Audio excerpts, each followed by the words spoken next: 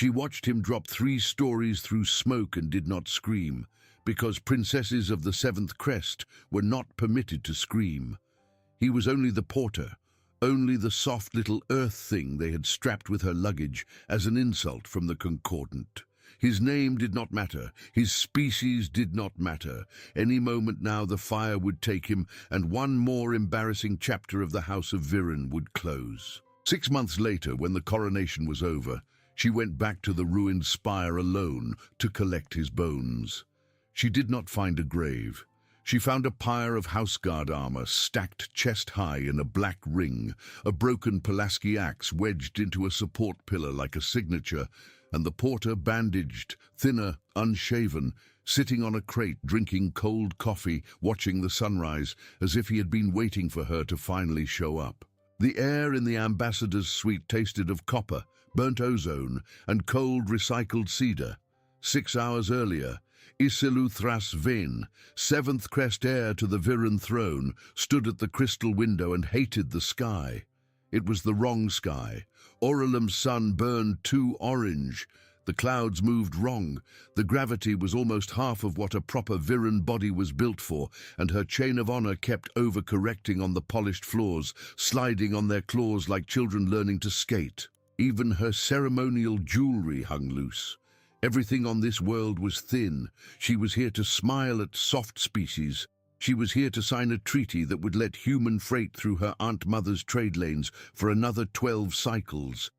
She was here because the matriarch Ossivane had said, "It is time you learned how the small worlds work, little 7th," and had smiled the smile Isilu had feared since kittenhood. Behind her, the porter set down her 7th case. He was smaller than the guards. He was smaller than the tailor. He came up to her 3rd chest ridge if she slouched. His hair was the color of dry grass, and he had a scar across his knuckles that looked like a burn stripe. He wore the beige and grey uniform the Concordant handed out to every human bag carrier the treaty required, and it did not fit him at all. "Ma'am," he said. His voice was low and easy. "That was the last one. Where would you like the 3rd and 4th trunks?" The court translator on her collar chimed and rendered his English into throat clicks. She answered in her own tongue and did not look at him. "By the alcove, and do not call me ma'am." "Yes, Highness." "And do not call me Highness." He waited a polite half-second. "Would you tell me what to call you, Highness?" "You will not call me anything. You will carry my bags and be silent." "Copy that." He inclined his head, moved the trunk and left. She heard the door hiss. She heard him whistle a short tune in the corridor, a soft rising, falling thing, 4 notes easy. Then he was gone. Her second cousin, Meath Thras Vine, snickered from the divan. Meath's crest was 4th. Meath's crest would always be 4th. Meath had made peace with this by making little cruelties her hobby. "They gave you a monkey," Meath said. "How thoughtful of the Concordant." "He is a porter. He is a warning. She sends you to a summit and gives you a monkey to remind everyone that the 7th crest does not rate a proper attendant. Aunt Mother is generous with her humiliations." Isilu turned from the window. "He is a porter. He carries bags. He is invisible. That is what he is for." "Then he is doing his job, cousin. Look at you. You already forgot his name." She had forgotten his name. She had not, she realized, ever heard it. She reached to her collar and asked the translator to search the manifest. It answered in her ear. "Fallon, W. Human, male, 32 solar cycles by Earth counting. 2-season contract. Homeworld, Sol 3. Home city, Missoula. Employment history, unspecified." She released the collar. Missoula. It sounded like a sneeze. "His name is Fallon," she said. "It does not matter." "Names never matter until they do," Myth said, and picked up the wine list. The summit was called for the 10th bell. The gathering was traditional. 35 heirs from the 7 great houses of Viren, plus their chain of honor, would meet on the open terrace at the crown of the Aurelium spire under an unlidded sky, and there they would sing the low-throat chord that opened the trade cycle. It was a ritual older than any of them. The terrace could be walked in 3 minutes. It was ringed by 12 house guard, all veteran, all in full crystal scale plate. Above them was nothing but stars and the pale scratches of 2 small moons. It was, everyone agreed, the safest place in the empire. At the 9th bell, Iselu allowed the porter into her chamber to fetch the 7th trunk, which contained the sash she would wear before the throne. He came in without knocking. She had told him not to knock. He set the trunk down. He paused. She was already turned to the mirror. In its reflection she saw him look once at the window. The window faced the terrace. He looked at the terrace the way a hunter looks at a tree line. "Porter," she said. "Ma'am, you are staring at the sky. Is there something wrong with the sky?" He was silent a beat. "The wind's coming off the east side of the spire, Highness. It's bending around the parapet. That means anything the ventilators kick up on the west side is going to sit there like a lid." She did not turn around. "You are a porter." "Yes, ma'am." "How does a porter know how wind sits on a spire?" "Big buildings breathe, ma'am. I used to work with buildings." "That is a lie." He did not answer that. He watched her in the mirror.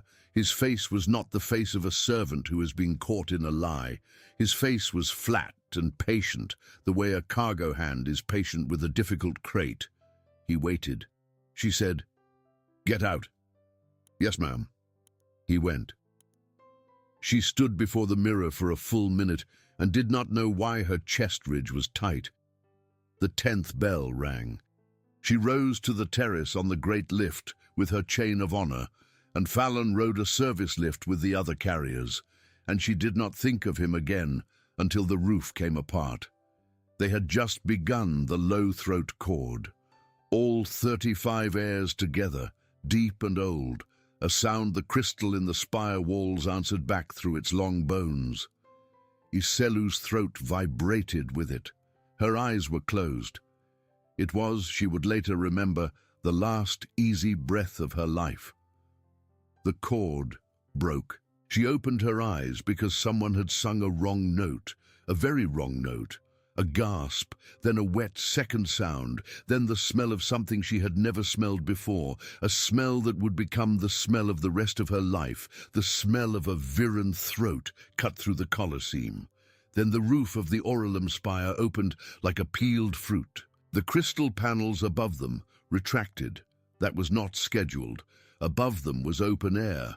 Below them, along the ring of the parapet, the 12 house guard raised their plasma lances. That was not scheduled either. Then the lances turned inward. She had time to understand 2 things at once, that this was a culling, that she was in it. The lances began to fire. Plasma at close range does not kill the way stories say. It does not cut clean, it bursts. Viren crystal scale flashed white and puffed to salt. The first heirs at the great table did not have time to stand. The chord became a scream, and then a wet silence. Iselu saw her second cousin, Mithras Vayan, turn her head in mid-sentence and cease to have a head.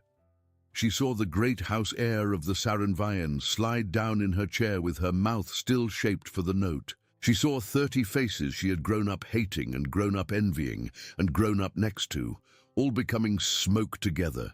She could not move. Her legs would not answer. Someone kicked her chair. Not kicked, rammed. A guard in full plate with his lance leveled at her sternum had walked straight up to her and set the boot of his suit against her seat to drive her back. She saw the barrel of the plasma vent orient at her face. She saw the little violet halo begin to gather where the coil was preheating. She had time to see the exact color of the light that was about to kill her. Then the guard's shoulder pauldron came off. It came off in a single wet chunk, like a hinge popping. The guard did not understand. His faceplate turned slow, as if he had been asked a question he could not pass. His arm on that side went limp. The lance dropped. Behind him, The porter was already moving. Fallon had come out of the service stairwell holding a Pulaski axe. Not a Viren weapon, not a concordant weapon, not a ceremonial thing. A Pulaski axe, red-painted, hickory-handled, the kind of tool a wildland firefighter carries on a belt to trench a burn line and split roots. He had taken it, she would learn later, from a fire cabinet on the 14th landing, breaking the safety glass with an elbow he did not seem to mind bruising. The adze end was already dark. She could not stop staring at his face. She had expected panic. Servants panic. Soft species panic. Everyone panicked. On Viren, on Oralum, on any world.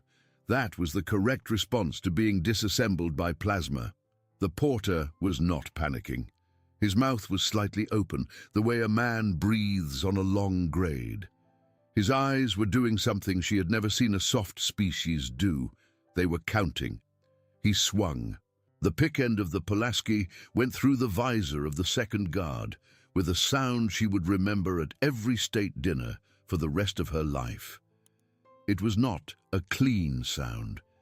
It was the sound of a pumpkin being cored. The third guard turned. Fallon was already inside the arc of his lance. He took the man's wrist in one hand and shoved. The lance discharged into the sky.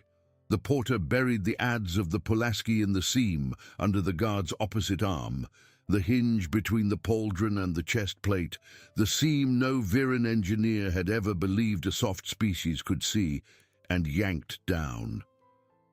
The guard folded and did not get up. 3 seconds. 3 guards. He looked at her. "Highness," he said, calm, breathing evenly, "grab my belt." She did not move. "Highness," he said again, "the terrace is going to give in about 40 seconds. Grab my belt." She grabbed his belt. He turned and ran, and she went with him, half carried, half stumbling. Her feet did not touch the crystal. He was moving faster than a Viren should be able to move in 1/2 gravity, faster than his short human legs should be able to move at all, and he was not out of breath. Behind them, the parapet cracked. Behind them, a section of the terrace fell. Behind them, 32 of her cousins finished dying. She was over his shoulder now. She did not remember agreeing to that. He had scooped her up the way a firefighter scoops a coil of hose, hip cocked, one arm free, and he was moving. He hit the service door at her shoulder and it opened. He hit the first landing and pivoted. He hit the second and did not slow. She realized her own weight in this gravity was nothing to him. She realized the tools on his belt did not rattle because he had somehow taped them down at some point in the last 4 minutes. She realized his free hand held the Pulaski, and the Pulaski's adze end was already bloody. She realized that his ribs under his uniform were moving in perfect time with his stride, and that he was not gasping, not even a little, not even at 3.1 gravity, which was what the interior stairwell locked to when the terrace collapsed and the compensators cut out. The stairwell floor slammed to 3.1. The lights turned red. The gravity plate hummed loud enough to hurt her ears. The porter kept running. She did some math. His frame was maybe 85 kilos. She was maybe 40. His load was 3.1 times 125 kilos, which was 387 kilos of meat and bone on his shoulder, and he was taking stairs 3 at a time. "Porter," she said. Her voice was small in her own ear. "Porter." "Yes, ma'am." "You are a porter." "Yes, ma'am." "How?" "Highness," he said, "let's have this conversation on a different floor." He put her down on the 9th landing to catch his own breath finally, and to bandage his left hand where the Pulaski had bitten him during the 3rd guard.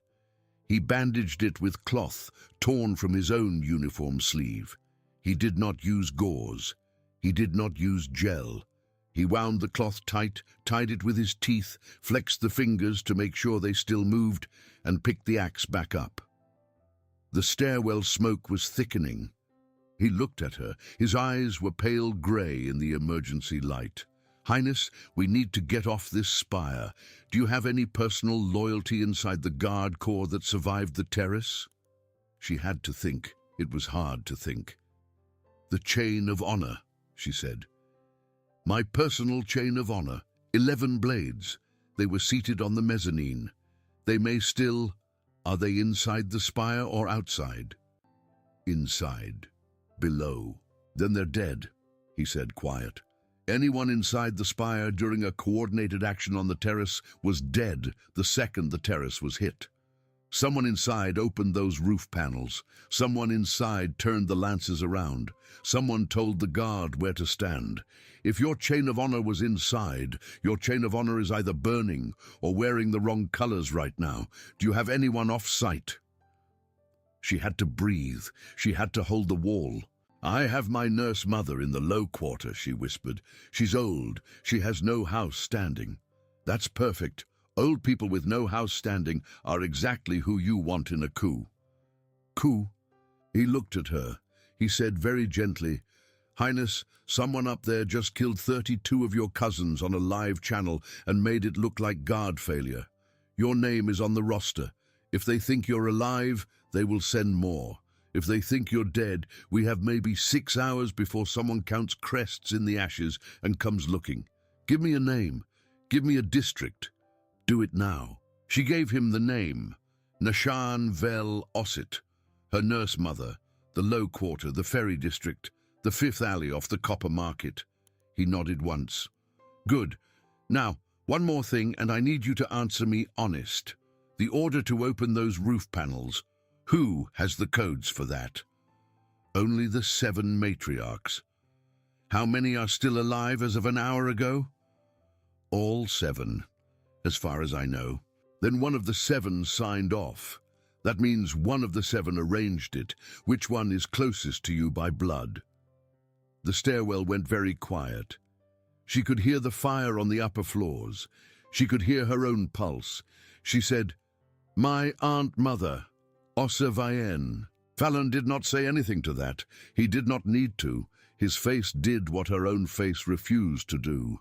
It grieved briefly on her behalf, in a way that a proper Viren mourner would take 3 years to formalize, and then it went flat and businesslike again. Okay, he said.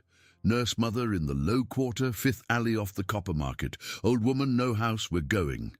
He shifted the axe. Highness, one last thing. You are going to have to stop looking like a princess of the 7th crest for a while. How do I stop looking like... He reached into his uniform pocket, pulled out a small folded scarf of grey porter cloth, and handed it to her. You put that over the crest, he said. You slouch. You breathe through your mouth. You let me do the talking. You have not slouched in your life, so this is going to be your hardest job today. Can you do it? She looked at the scarf. Her people believed the crest was the visible soul. She believed the crest was the visible soul. To cover it in public was to walk naked in the street. She put on the scarf. Good, he said. Now hold on to my belt again and walk like you don't want to be here. That was easy. She did not want to be there. They went down.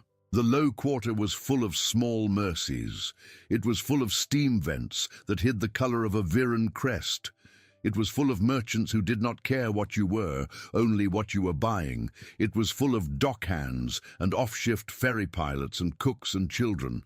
And among all of them, the small figure of a soft-species porter with a wrapped tool on his hip and a shorter, slouching Viren in a grey scarf drew exactly no eyes. Nashan Vel Osset opened the door before they knocked. She was 140 solar cycles old, and her crest was faded almost to white, and she took one look at Isalu's face and pulled her in. She did not ask questions. She locked the door with 3 bolts. She pointed the porter to a chair. She poured tea he could not drink and asked him if he had eaten in the last 12 hours. He said honestly that he had not. She fed him bread and boiled root and did not say a word about the blood on his sleeve. When Isalu could speak again, she said, Nurse mother, the terrace, my cousins. I know, Nashan said. Her voice was old glass. The house guard has been announcing it on every channel for an hour. A tragic ventilation failure, a tragic accident. Aunt Mother Ossa Vayen has already given her condolence speech in 3 languages. She did it beautifully, little one. She wept exactly 1 tear per crest lost. It was very well rehearsed. Islu closed her eyes. Fallon set down his bread. "Ma'am," he said to the old woman, "I'm going to need to use your public feed. I need to see the guest list from the terrace." Nashan looked at him a long time. Then she nodded and pointed at a small brass console in the wall alcove. He pulled it out. He read for 2 minutes without moving. Then he said, "Highness," Iselu came over. 35 heirs at the table. That's confirmed. Yes. The public feed is claiming 32 dead, 3 unaccounted for. One of the 3 is you. Yes. Who are the other 2? She read. Her chest ridge tightened. Her hands went cold. The other 2 names were the 2 heirs who had been closest to her aunt-mother by favor. The 2 heirs Osevan had been quietly grooming for 4 seasons. The 2 heirs Osevan was known to trust. "They are not dead," Iselu whispered. "They were never on that terrace. They were never coming." Convenient. "They are her replacements. She killed the field and left her own crop standing." "Yeah," Fallon said, "that's what it looks like." Nashan Vel Osset made a sound in her throat that was, in Viren, the sound of an old woman finally naming something she had known for years. "There is one more," she said, quiet. "Look at the guest list, not the casualty list." Fallon scrolled. The guest list had been signed by the confessor of the matriarch, Vexaran of the 5th Choir. That was normal. Vexaran had signed the guest list of every summit for 18 years. That was his office. It was the last thing anyone read before eating. But Vexaran had signed it 2 days early. He had put his name on the document at the 9th bell of the previous cycle, not the 10th of the current one. 2 days early. "He knew the list was final 2 days ago," Fallon said, quiet. "Meaning he knew nobody was going to be added or removed. Meaning nobody was going to make an unexpected appearance. Meaning he was the one who told the shooters who would be in the chairs," Iselu said. "Yeah. Vexaran is my aunt-mother's confessor. He hears her most private prayers. He blesses her food. That's usually how it works." "So the count is not 32. The count is 35 minus 3. 2 of my aunt-mother's chosen, 1 priest, 3 living heirs unaccounted for, and none of them are on that terrace." "That's right.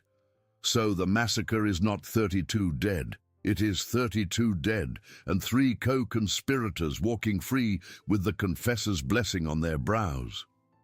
"Yes." She sat down slowly. She had grown up in a house of intrigue. Every meal had a shape, every gift had a debt, every kindness was a knife with a handle you could hold. She had learned the language of the small poisonings before she had learned to walk. But the thing sitting in her chest now was new. It was not intrigue, it was not politics. It was something with a color. It was hot. The porter was watching her. "Highness," he said. He said it low. "I need to know something before we take the next step." "Ask." "When your aunt-mother sits on that throne uncontested, what happens to the Human Protectorate Treaty?" She thought. She wanted to say something that would comfort him.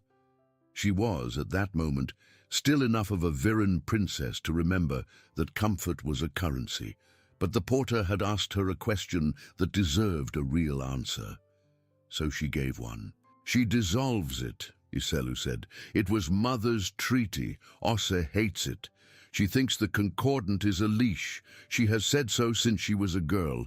If she wears the crown, humans on Viren will be property within a season and food within 3. He did not blink. He said, "Then we're not just keeping you alive. No. We're keeping her off that throne." "Yes." "Okay." He stood up.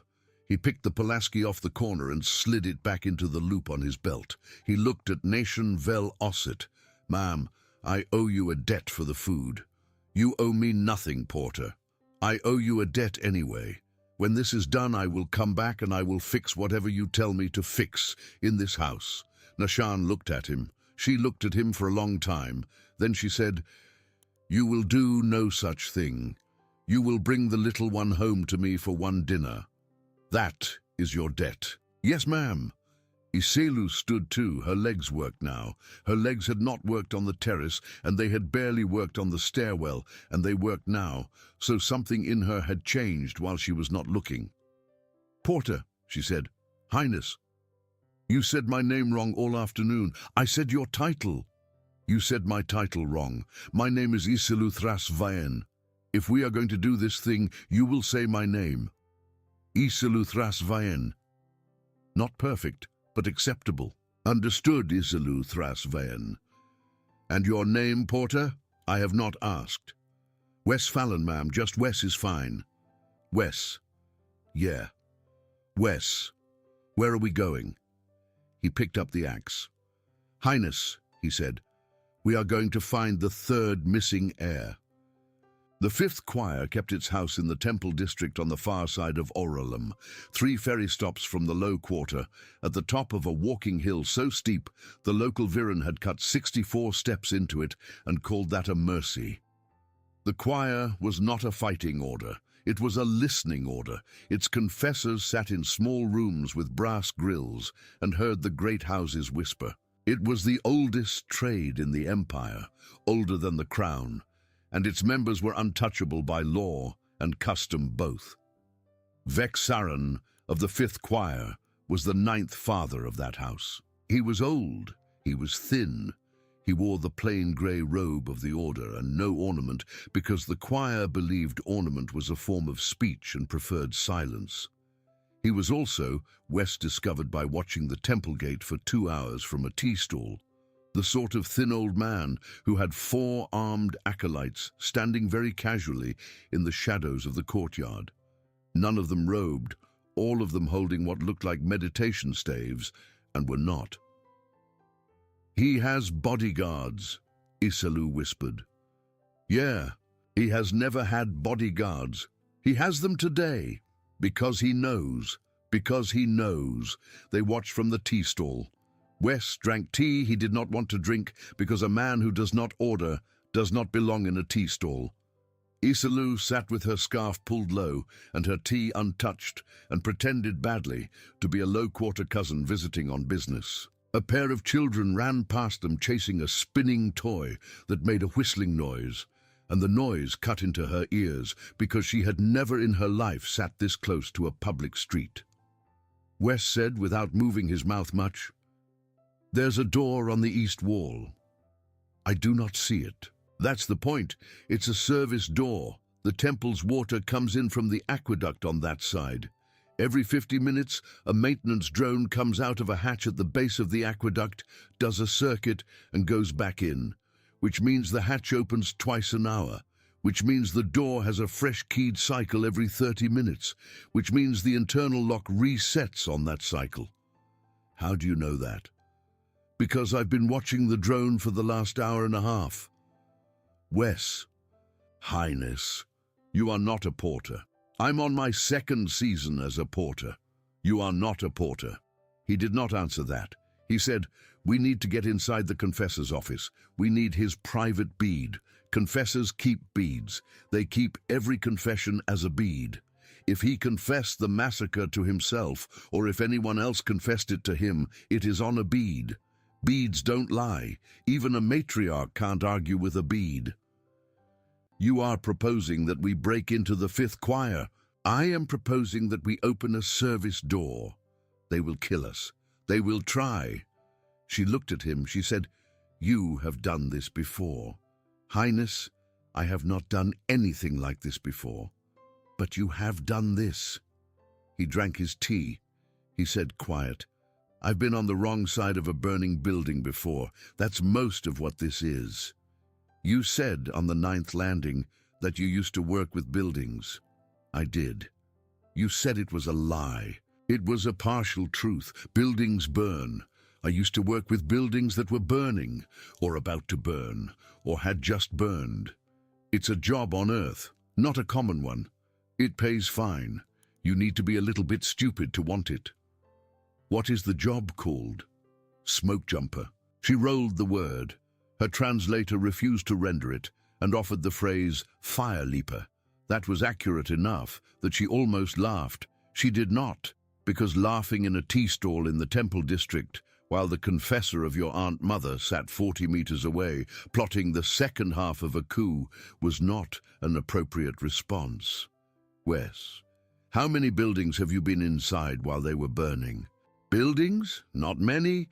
Buildings are the easy day. Forests, more, ridges, slopes, canyons, places you can't drive to. My unit jumped in from a small aircraft. We'd cut a line ahead of the fire and tried to steer it into terrain it couldn't hold. Sometimes it worked. How long did you do this? 9 seasons, 9 Earth seasons, 9 years. And then my sister got sick, and portering a soft alien princess pays a lot better than jumping fires, especially with the concordant hazard bonus. And your sister is waiting on a lung, Highness. That's why I signed. She was quiet. She said, "How much does a lung cost on Earth?" "More than a smoke jumper makes." "How much does a porter make?"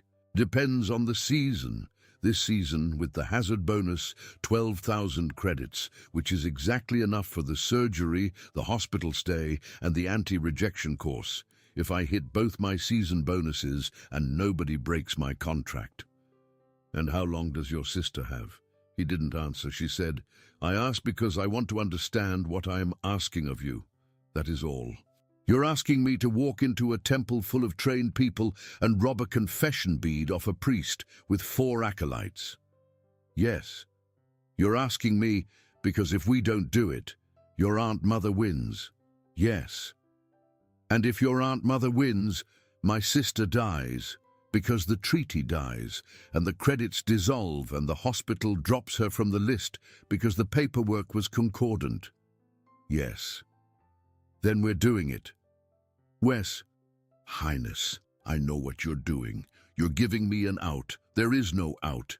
Even if I walked away right now and took my second half of season pay at the ferry, the treaty still dies, and my sister still dies, and I still knew what you knew and did nothing. So there's no out. Drink your tea." She drank her tea. They went in through the east wall at the top of the maintenance cycle. The door opened for them, because Wes had a small pry tool from his belt that he wedged into the cycle latch as it resealed. He pushed the door in a hand's width, held it, waited for a slow count of 10, and then eased them both through the gap sideways. Inside, the temple smelled of dry incense and cold stone. Iselu had never been inside the 5th choir. Few had. The corridor was narrow. The floor was worn. Candles burned in small alcoves and did not throw much light. The order was ancient, and it looked ancient, and there was a hush in the air that made her want to whisper, even when she was already whispering. Wes moved silent. She had not known a human could move that silent. His boots on the stone made a sound like distant water.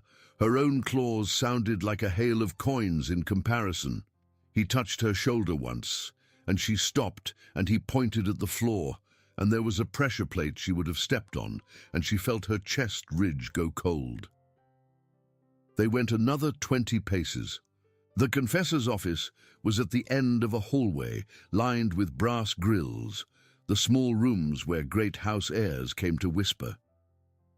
It was 3 in the morning by the local bell. The temple was empty of visitors. Vexaran, Wes had guessed, would be in his office because a man who had signed off on the death of 32 heirs would not be sleeping. He was right. The office door was cracked open. A thin line of yellow candlelight showed through it. From inside came a small, dry cough. Wes crouched. He handed Iselu the Pulaski. "If it goes wrong," he said, so low she almost had to imagine the words, "you hit him with the flat of it, not the pick, not the adze, the flat. You want him alive. Confessors don't count for anything if they're dead when we walk them into a courtroom. Can you do that?" "Yes." "Don't hesitate." "I will not." He drew a small piece of wire from the seam of his belt. He drew a second piece from the sole of his boot. He looked at her once, one full, clean look, and said, "For your name, Isilou Thrasvain." He went in first. Vexaran of the Fifth Choir was sitting at his desk with a bead in his hand when the office door opened all the way. He looked up. He did not seem surprised. His face was the face of a very old man who had prepared decades ago for exactly this moment and had never been quite certain it would come. "Ah," he said. His voice was a paper voice. "Which one?" Wes stopped in the doorway. "Sir? Which one of my crimes are you here to arrest me for, boy? I keep a list. I would like to know." "I'm not arresting you, sir. I'm here to trade." The old confessor blinked. "Trade? Give me the bead you keyed for the terrace confession, just that one, and I walk you out of here into the low quarter before your acolytes wake up, and I put you somewhere your matriarch can't reach you, and you live out your years watching the sky, or you keep the bead and I walk out of here anyway." "You cannot walk out of here anyway." "Watch me." The confessor smiled. It was a small, dry, dying smile. "You are the porter. I'm the porter. You are the human that the matriarch attached to the seventh crest as a mockery. I'm that too. And you have found your way into my rooms." "I have." Vexaran looked past Wes. He saw Isilou in the doorway. His eyes did something that would have been surprise on a Viren of any other order. On him, it was closer to relief. "Little Seventh," he said, "you lived. I lived. How?" She stepped inside. She held the Pulaski in the flat grip Wes had shown her. "He carried me off the roof, Uncle. He carried me down 12 floors in 3.1 gravity and did not put me down until the 9th landing. He killed 3 of your matriarch's guard with a firefighter's axe in the time it takes to sing the low chord. He is not a porter. He is a man who used to walk into burning ridges. And he is here, in your office at 3 in the morning, offering you a trade my Aunt Mother will not offer you when she is done using you." The old confessor looked at her. Then he looked at Wes. Then he laughed, softly, a laugh that was the laugh of a man who has finally been beaten at a game he had grown too old to enjoy winning. "Give me your bead reader, boy," he said. "You do not know how to key one, and the acolytes will hear a miskey." Wes did not move. The old confessor reached into his sleeve, produced a small brass reader, and set it on the desk. "Take it. Also take the bead I'm about to hand you. There are 2, in truth. One I keyed for the matriarch. One I keyed for myself. She thinks she has both. She is mistaken." He handed Wes 2 dark beads on a fine silver chain. Wes did not pocket them. He held them up to the candle. "Sir," he said quiet. "Why?" "Because I am 91 solar cycles old, boy, and I have listened to every family in this empire lie to itself. Ossivine is not the first matriarch I have watched build a throne of her own kin. She is the 3rd. It has never ended well. I signed her list because she asked me to sign it, and because I have not learned at 91 how to say no to her. I would like, before I die, to have said no to her once. This will do." He looked at Isilou. "Little Seventh, my acolytes will notice the door open in 3 minutes. Take the beads, take the reader, take the Pulaski, and take your fire leaper, and go. When my acolytes ask me what happened, I will tell them the truth. I will tell them the 7th crest came for confession, and I could not refuse her. That will hold them for 6 hours. It is the most I can give you. Do you understand?" "I understand, Uncle." "Then go." They went. Behind them, as the east door closed on the 2nd maintenance cycle, they heard the old confessor cough once, and then heard nothing. Isilou did not look back. She did not then know that Vexaran had swallowed the neurotoxin he kept in a hollow ring on the 3rd finger of his left hand at the exact moment the door closed, and had done so on purpose so that Ossivane would have no confessor to interrogate. She would learn that later. She would think about it, that decision, for the rest of her life. They came down the 64 steps of the Temple Hill in silence. At the ferry, Wes paid the fare with a concordant chit from his belt and asked, in his flat porter voice, for the 5th quarter. The pilot nodded. The boat cast off. They sat in the back and let the engine drown out any words. The 2 beads lay in Iselu's inner sleeve. The Pulaski lay along Wes's forearm, wrapped in a rag against the wet. She said quiet, "Wes, Highness, what is on the beads?" "I don't know. I'll listen when we're safe." "Do you think they will tell us who else is in this?" "Yes." "Do you think there are more names?" "Yes." "How many?" "Confessors don't confess small. Confessions are 7 layers deep. If it's a coup, it's on there in 7 layers. Guards, ferry captains, signal clerks, whoever ran the roof panel codes, whoever paid whom, whoever promised whom what, all of it, in an old man's dry voice. He killed himself. I know. You knew when we left. I saw the ring. You did not stop him. He wanted it, Highness. It was the last thing he had. I don't take last things from people." She was silent. She said, "Wes, do humans have confessors?" "No, ma'am, we have bartenders, and if we're unlucky, we have siblings." "Which do you have?" "Both." The ferry moved through Orelham's canal light.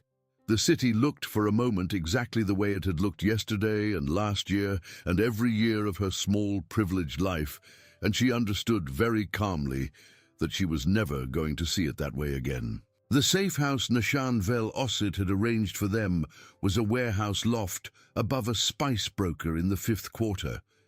It smelled of cardamom and thylic root and dust. It had 1 window that looked out on an alley, and 1 bed, and 2 chairs, and a small brass burner. It was the kind of place a soft species porter might reasonably rent for a season. It was the kind of place the House of Viren would never think to search. They stayed there 3 days. For 3 days, they listened to the beads. The first bead was Ossevain's own voice. Iselu had heard that voice since kittenhood. It had sung her lullabies. It had scolded her for slouching. It had recited genealogy at every ceremonial dinner. On the bead, it spoke to Vexaran in the still hours of morning about the massacre. It named the 2 heirs Osse had spared. It named the guard captain who would arrange the roof panel codes. It named a signal clerk who would falsify the ventilation log. It named a ferry captain who would take the 2 spared heirs to a country estate the morning after. It named a concordant liaison, a human liaison, who would swear the ventilation failure was consistent with atmospheric records. Iselu heard the concordant name. She looked at Wes. Wes said nothing. He had gone very still. The bead played on. Osse named a courier in the low quarter. Osse named a physician. Osse named a scribe. Osse named the 7 bells that would be rung as false alarm to disorient the response. Osse named her second husband's cousin, who would testify to her innocence. Osse named the low-quarter merchant who would provide the alibi that Osse had been at his stall discussing rug trade at the 10th bell. The bead was very long. It was, in the end, 47 minutes. Wes stopped it when the recording paused for the confessor's usual blessing. He said, "The concordant liaison." "Yes." "Name again." "Ryland." "Ryland who?" The bead did not say. "There's only one Ryland in the Orelham Concordant Post. His full name is Peter Ryland. I know him. I have to know him. He signs my season contract. He signed my sister's transplant referral. He is the man who told my sister she had a spot on the list." Iselu did not know what to say. Wes sat very still on the crate that served as a chair. He rubbed the back of his neck. Then he laughed. It was not a laugh. It was the sound a man makes when he understands, suddenly, that a thing he had thought was solid is smoke. "Highness." "Wes, my sister does not have a spot on the list. She has a promise from a man who signed the coup that would dissolve the treaty that funds the list. That's not a spot. That's a lie. Wes, I have been working for the man who was going to kill me.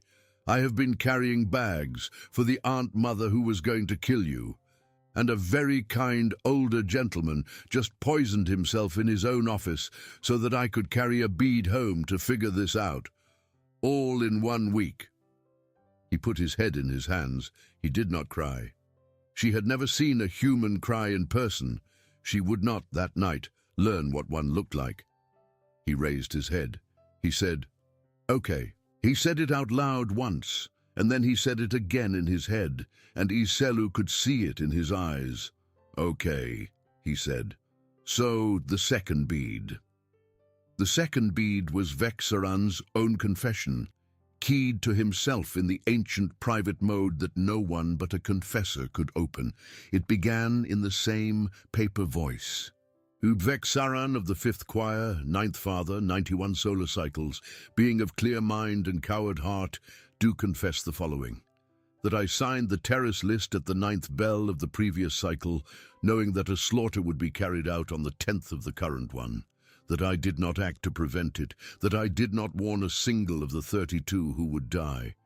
That I signed because Osevain, who was once a girl I loved and did not marry, asked me to sign, and because I have never learned to refuse her. Furthermore, I confess the true count.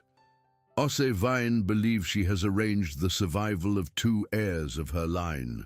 She has not. She has arranged 3.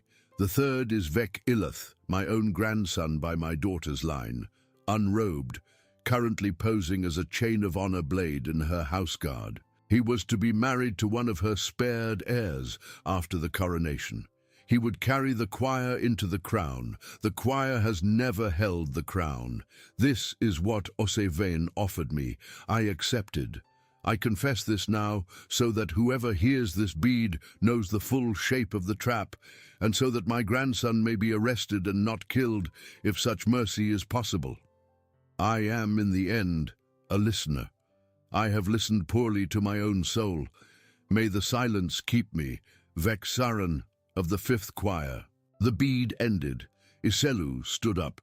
She walked to the window. She looked out at the alley. A stray Tailu, a small 6-legged animal Oralum kept for rat hunting, was licking spilled oil off a stone. She watched it for a long time. She said, 3 spared heirs, not 2. Yes. 2 chosen, 1 a priest's grandson posing as a guard. Yes.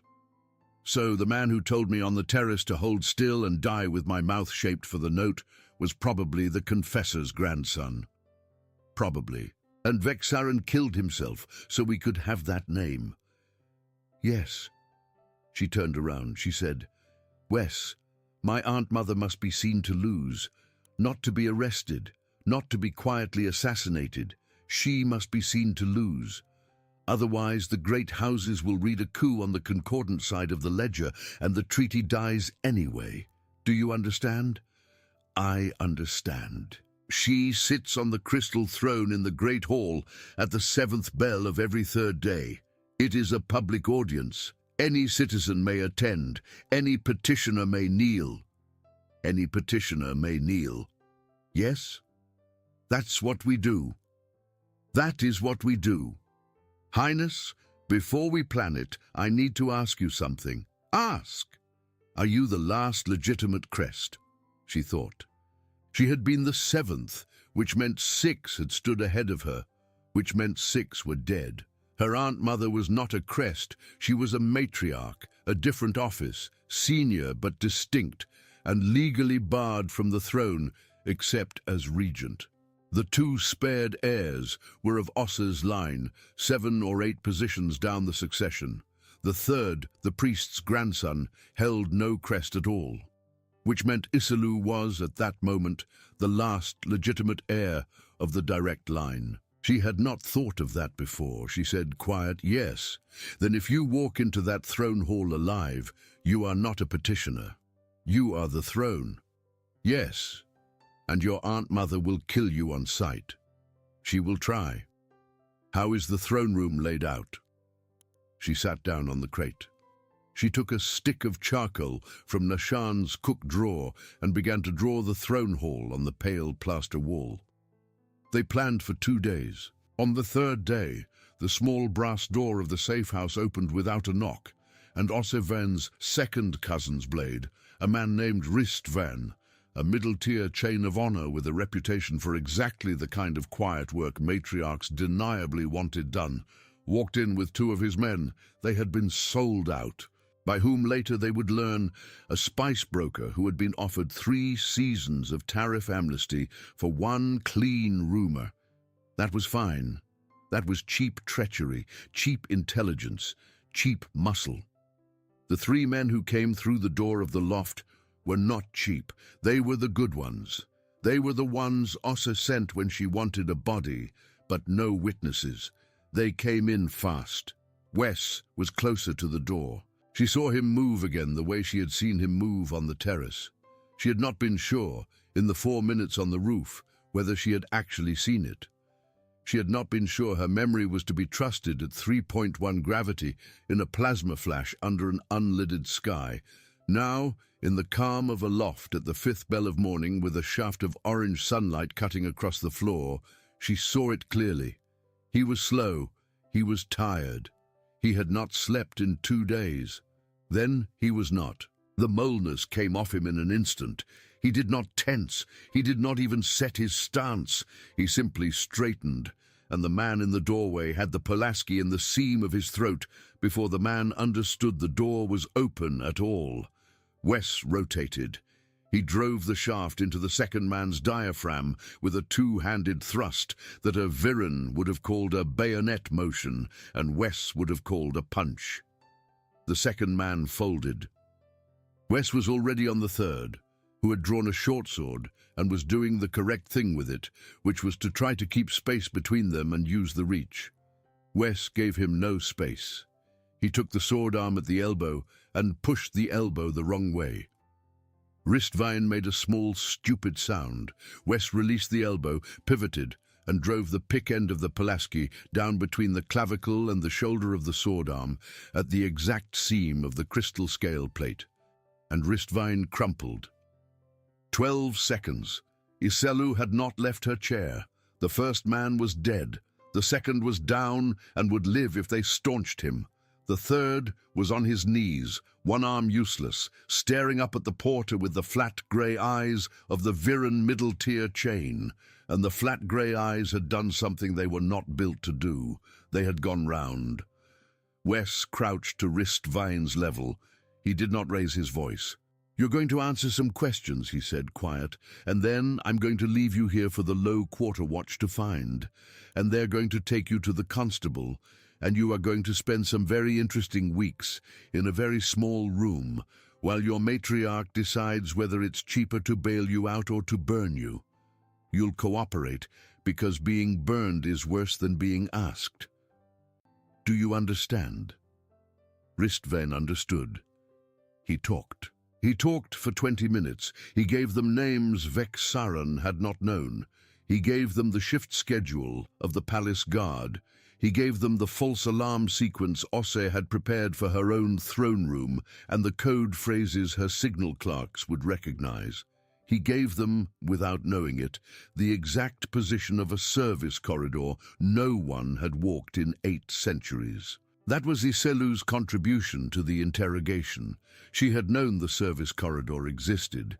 She had learned about it as a kittenhood curiosity from an old palace tutor who had died before she was 10.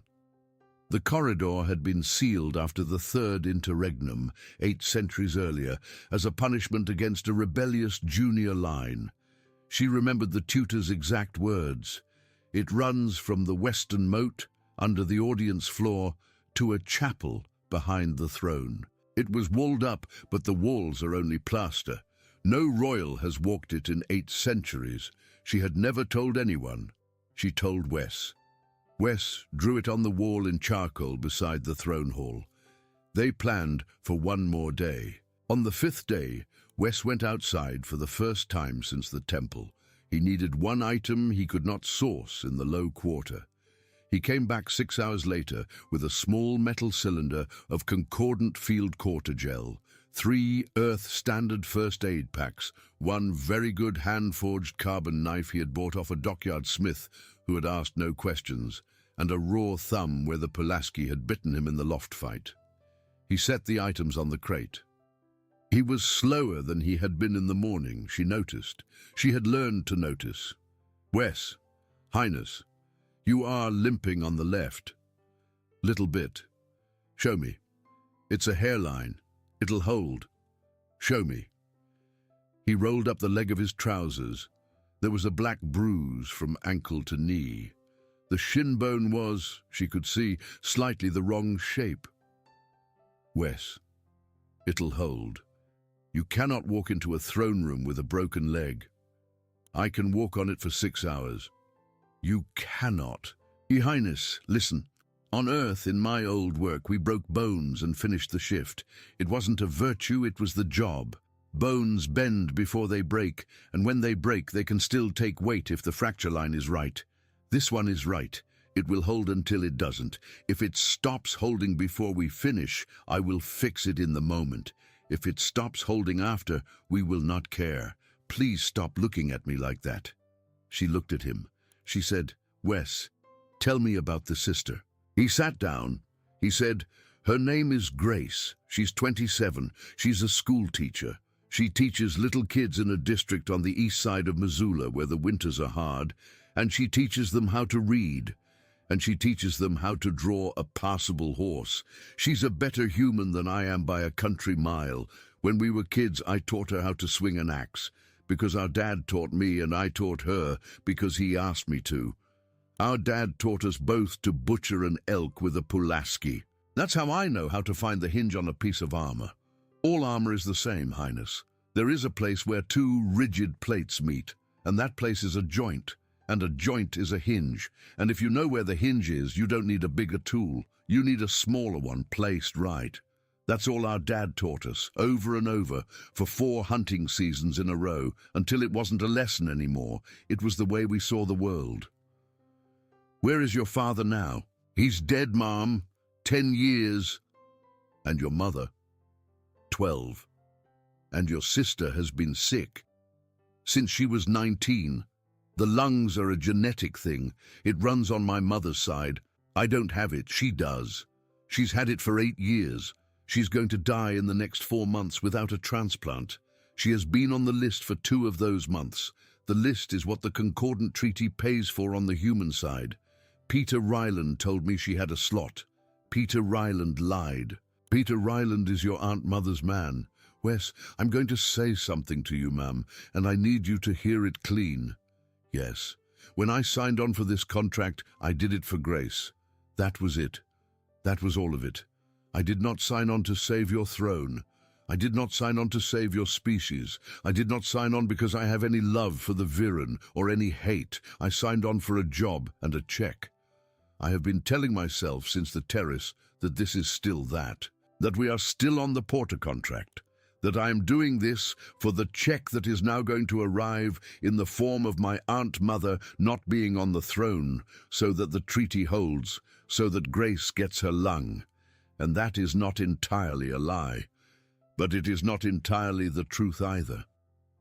What is the rest? I am here because you asked me to be, and because when you asked, you did not order, and because when Vex Saran killed himself in his office, he did it on purpose so that a girl I have known for 8 days could keep the head her ancestors put together. He did that. He decided it was worth his last afternoon. That's a thing that gets a hook in you. That's a thing that follows you home to Missoula. That's a thing I am not going to be able to leave behind. Do you understand? Yes. So I am not going to say I am doing this for Grace. I am doing this for Grace and for a bunch of other things that I did not sign up for. And that's fine. That's how these things work. It's how they've always worked. My dad used to say that the reason you go into a burning building is never the reason you thought when you were driving there. Now I know what he meant. She did not answer. She stood. She walked to the crate where the axe lay. She put her hand on the shaft. The wood was warm. She said, Wes, Highness. When this is done, when the treaty holds, when Ossi is off the throne. Yes, I will pay for the lung, personally, out of my crest stipend, directly. It will not go through the Concordant. It will not go through Peter Ryland. It will be a gift from the 7th crest of the House of Viren to the sister of the man who carried her off the terrace. It will be a matter of public record. Nobody will be able to touch it. Do you accept? He looked at her. He said, "Quiet, Highness. You do not have to. I know. You do not owe me. I know. You are still doing it. Yes. Okay. Okay." They planned for one more night. Then they went in. The service corridor under the throne hall of the House of Viren was indeed walled up. It was indeed only plaster.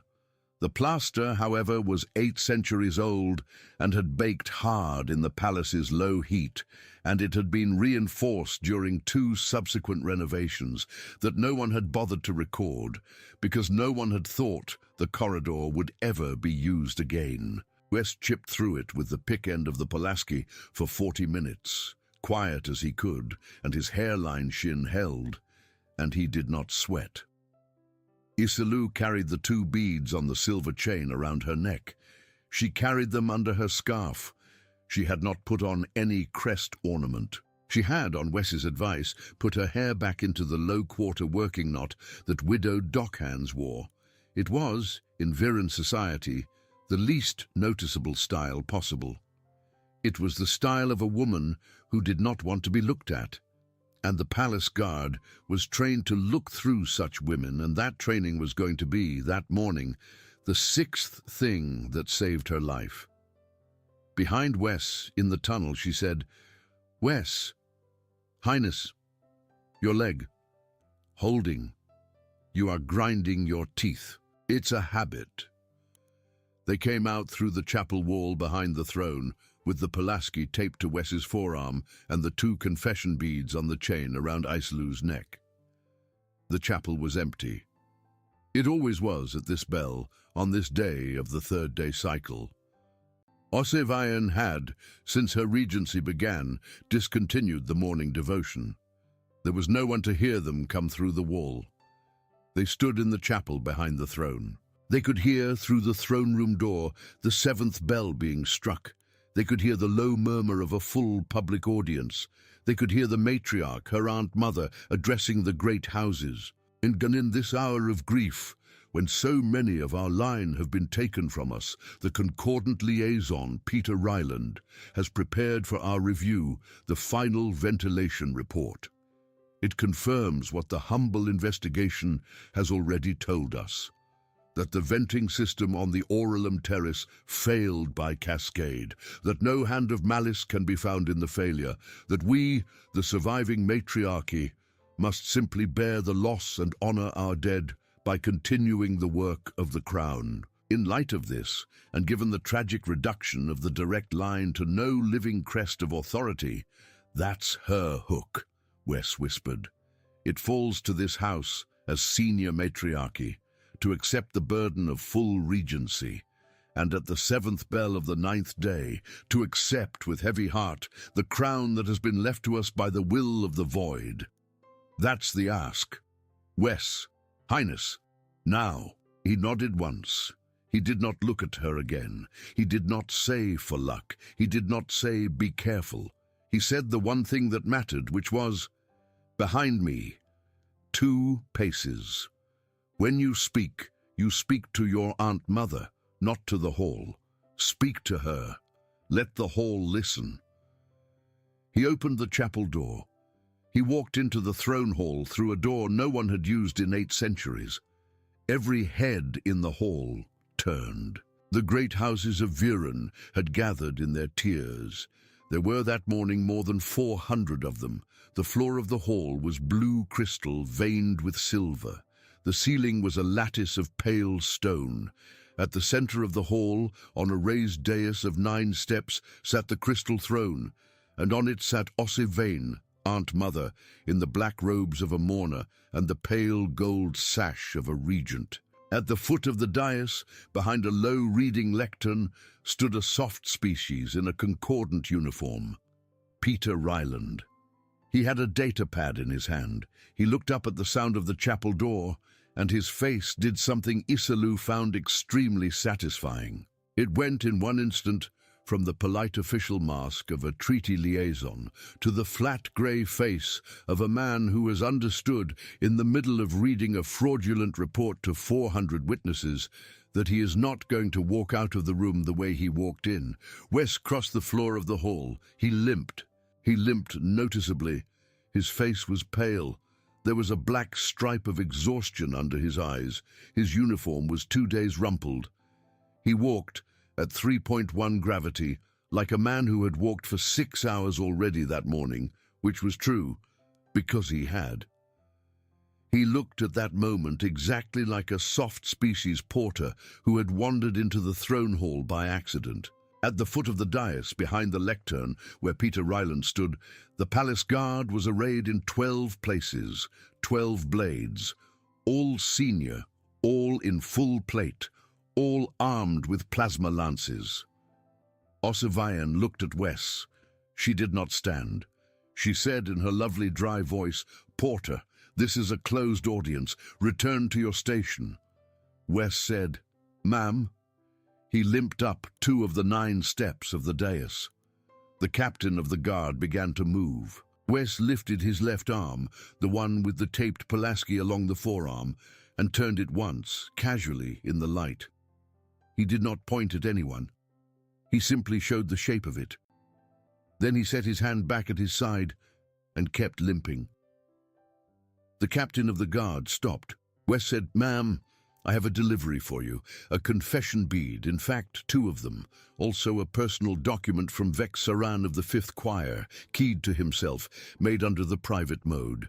I understand these documents are considered inadmissible if they arrive by any hand other than the direct hand of a crest of the direct line. Because of that particular custom, ma'am, and because your porter is a soft species without standing in this hall, I have brought a courier." He gestured behind him. Isilou stepped out of the chapel door. She was not wearing a scarf. Her crest was in the light. Every head in the hall turned again, and this time a sound went through them that Isilou had never heard in her life. It was a collective indraw, 400 throats at once, the low chord of the summit reversed. It was, she would think later, the sound of a house discovering it had been lied to about its own dead. She walked to the foot of the dais. Peter Ryland took an involuntary step backward. His datapad clattered onto the reading lectern. Ossivien did not move. The captain of the guard turned to Ossivien for orders. Ossivien looked at Isilou. She looked at Isilou for a long moment. Her face was the mourner's face. Her sash was the regent's sash. Her eyes, for the first time in Iselou's memory, were the eyes of a woman who had not been told a piece of critical information. Isilou said, quiet, so that only her Aunt Mother could hear, "Aunt Mother." Osse said nothing. Isilou said louder, so that the hall could hear, "I am Isilou Thrasvain, 7th crest of the House of Viren, last legitimate heir of the direct line. I am not dead." The hall did not move.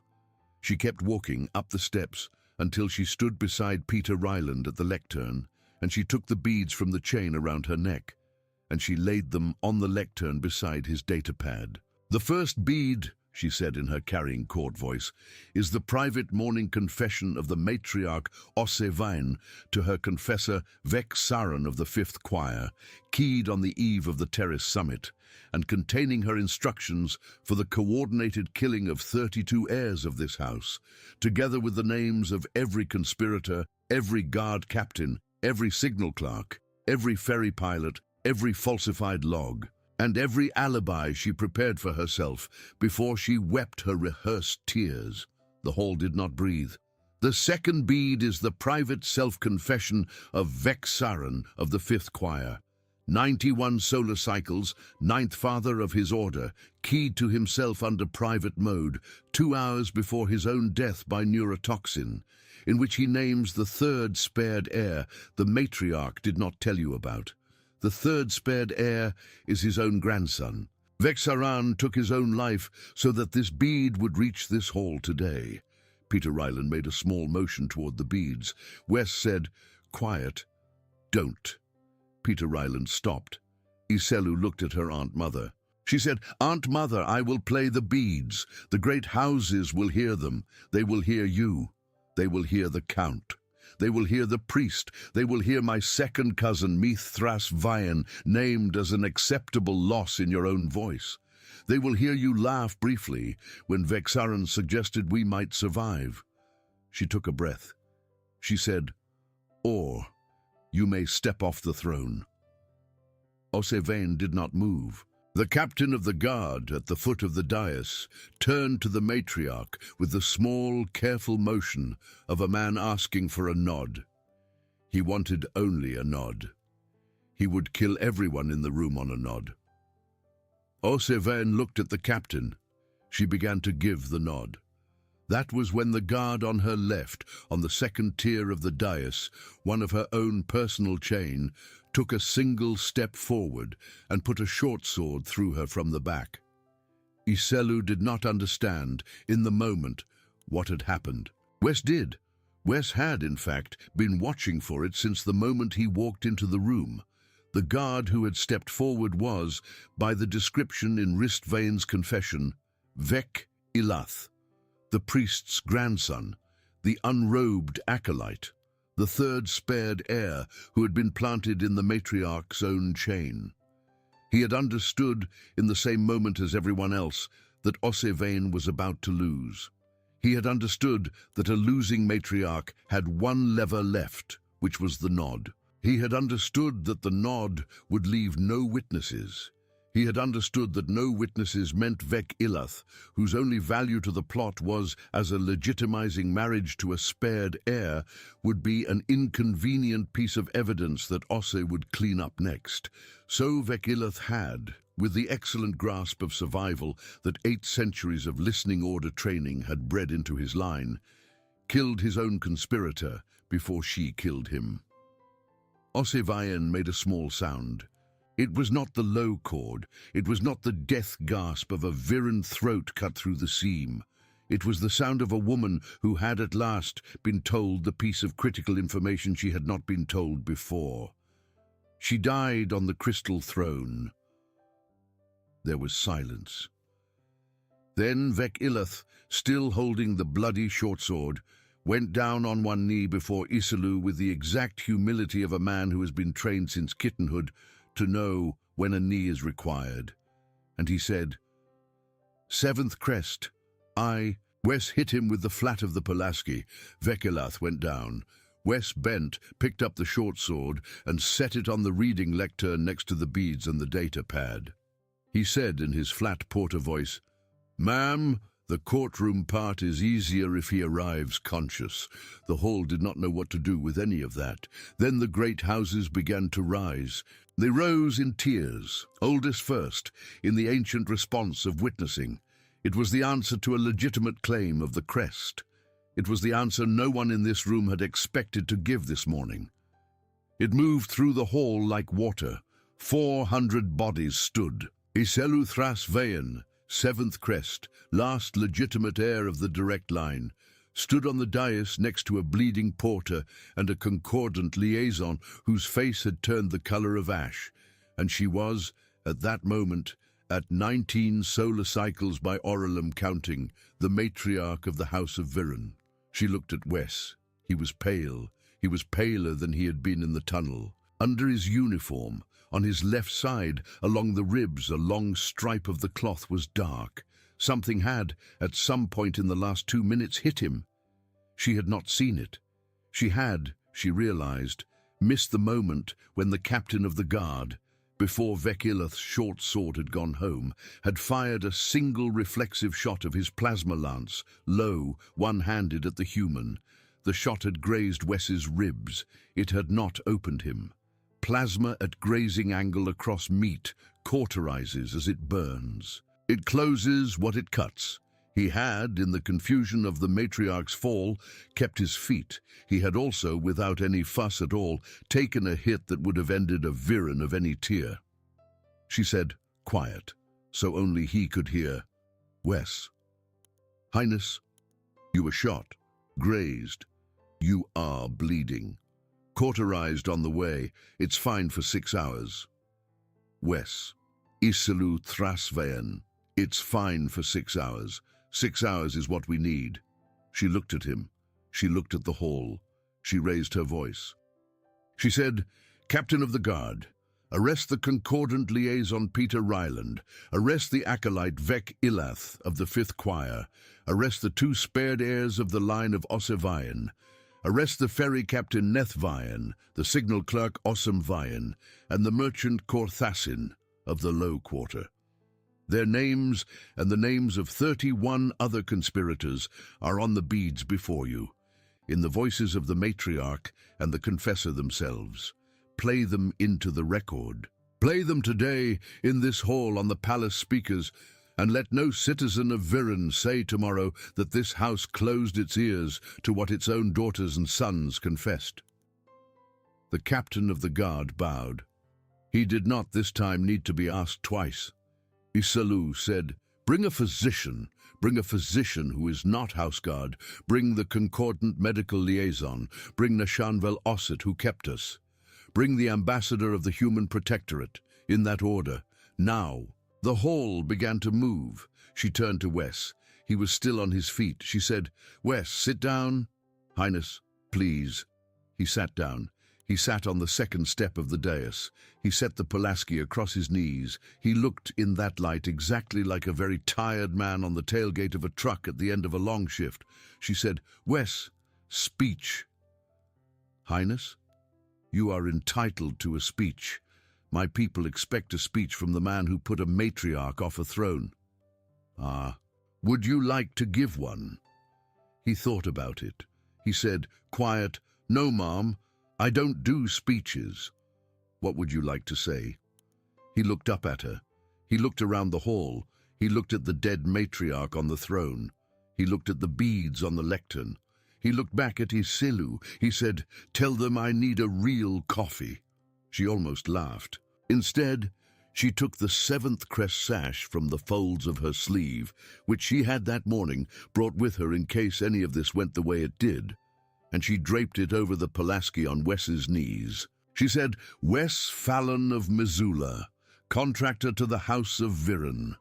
On my sole authority as the last crest of the direct line, and until the moment my successors overrule me, which I do not expect them to attempt for many years, I name you Blade of the 7th crest, first of your species, first of your kind, first foreigner in 8 centuries.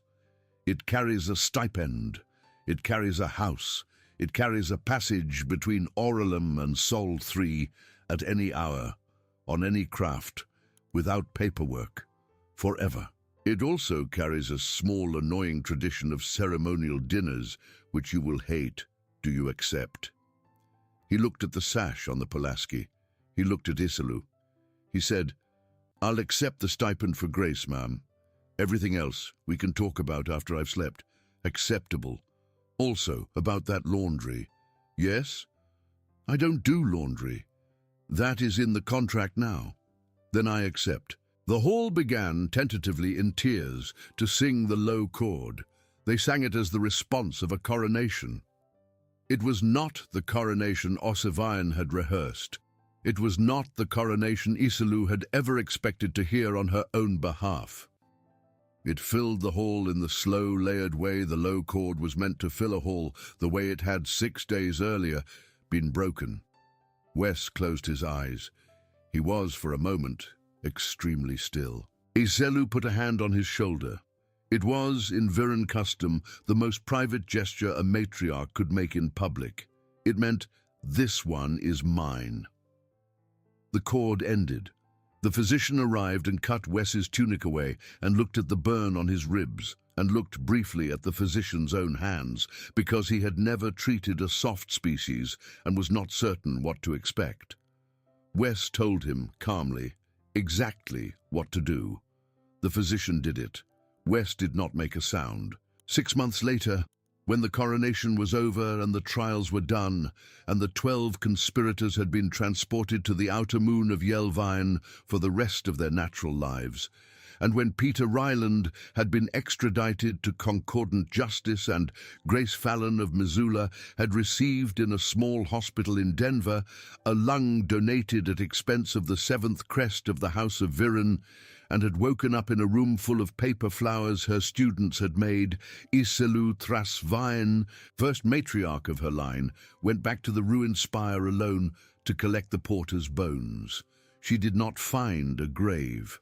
She found a pyre of houseguard armor stacked chest-high in a black ring, a broken Pulaski axe wedged into a support pillar like a signature, and Wes Fallon sitting on a crate drinking cold coffee, watching the sunrise. He turned his head when she came up the last flight. "Highness," he said. "Wes, you're late. I had a coronation. Fair." She sat down on the crate next to him. She looked out at the sky. It was, that morning, exactly the wrong color of orange. The clouds moved wrong. The gravity was almost half of what a proper Viren body was built for. Everything on this world was thin. She said, "You knew I would come. I hoped. You waited. I had 6 months of contract left. I terminated the Porter contract in the 3rd bell of the first day of my reign, Wes. You are not on Porter contract. Then I waited because I wanted to." "Ah. Also, Mum, if I may."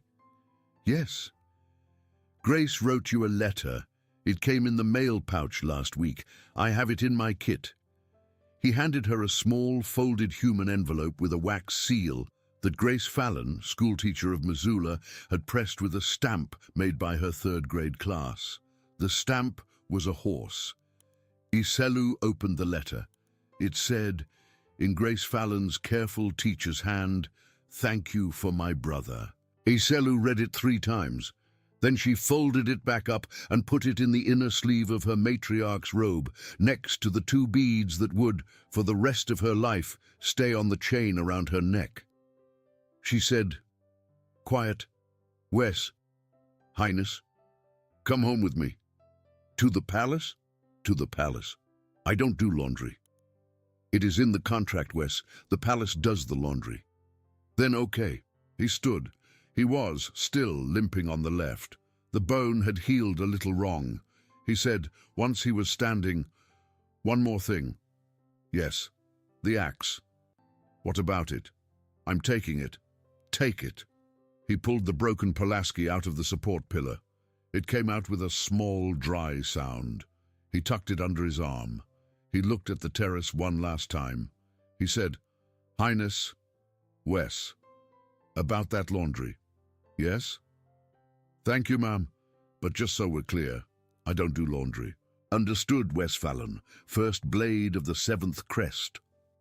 They went down the 64 steps of the spire hill together, the porter and the matriarch, the smoke jumper and the 7th crest, and behind them the sun came up on Oralum the wrong color, and neither of them minded it very much anymore.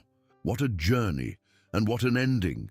The real strength of the 7th crest was never the crest at all. It was the stubborn, small stranger who kept walking back into the fire because someone was still inside it. If you loved this story, leave your like, because likes are what keep these stories on the air. Share it with someone else who loves science fiction about the human who stands between the impossible and the innocent. Subscribe and tap the bell so you never miss the next epic. And here is your question, the one only you can answer.